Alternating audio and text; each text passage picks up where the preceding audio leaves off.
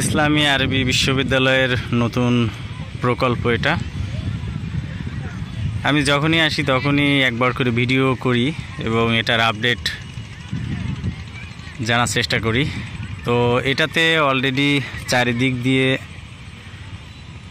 একেবারে এটা ঘিরে রাখা হয়েছে যেন এরপর থেকে এখানে আর কোনো মানুষ না আসতে পারে, কারণ এখানে বিল্ডিং তৈরির যে কাজ সেটা শুরু হয়ে যাবে। অলরেডি চারিদিক দিয়ে এরা ঘিরে ফেলেছে, আর বিভিন্ন জায়গায় বালু, ইট, রড বা যে সকল মেশিন দরকার সেগুলা কিন্তু নিয়ে চলে এসেছে।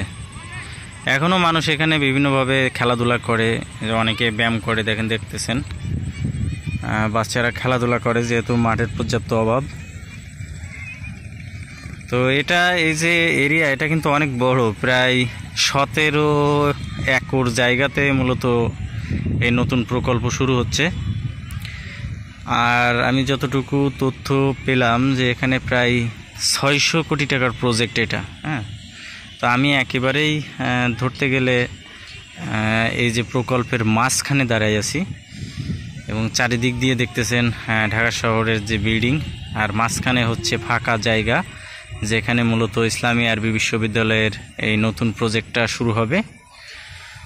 তো জানি না এখানে আর কয়দিন ঢোকা যাবে, কারণ অলরেডি চারিদিক দিয়ে ঘিরে ফেলছে, শুধু গেটটাই খোলা। ওই গেটটা যদি বন্ধ করে দেয় তাহলে হয়তো বা আর পর থেকে ঢুকতে পারবো না। তো যতদিন এখানে ঢুকতে পারবো দেখবো এটার আপডেট। এখানে অলরেডি কিছু কিছু ছোট ছোট ঘর তৈরি করে ফেলছে এটার ভিতরে। এখান থেকে আপনারা অনেকে হয়তো দেখতে পাচ্ছেন, এগুলো যে লোকজন এর ভিতরে থাকবে কাজের সময় তাদের থাকার জন্য। আর এখানে দেখতেছেন যে একেবারে এই প্রজেক্টের মাঝখান দিয়ে ন্যাশনাল পাওয়ার গ্রিড লাইন যেটা এই যে চলে গেছে। আসলে এটা সরানো হবে কি হবে না এটা এখনও পর্যন্ত কনফার্ম কেউ জানে না, যেহেতু এটা ন্যাশনাল পাওয়ার লাইন। হয়তো বা এটা এখানেই থাকবে, বিল্ডিংগুলো হয়তো বা সেভাবেই নকশা করা।